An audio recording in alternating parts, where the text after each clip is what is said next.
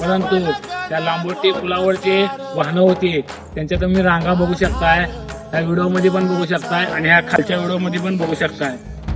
एवढ्या रांगा लागल्या त्या मित्रांनो, त्यांना अक्षरशः खाण्याची सोय देखील नव्हती आणि प्रशासन तर मदत करणार आहे शेतकऱ्यांना, परंतु जी लोक ते 2 दिवस त्या लांबोटी पुलावर अडकले होते त्यांना पाहण्यासाठी कोण सुद्धा आलं नव्हतं. कारण त्यांना जेवणाची सोय हे फक्त काही लोकांनी केली. तर तुम्ही बघा, हा व्हिडिओ पाहून तुमच्या देखील डोळ्यातून पाणी येईल.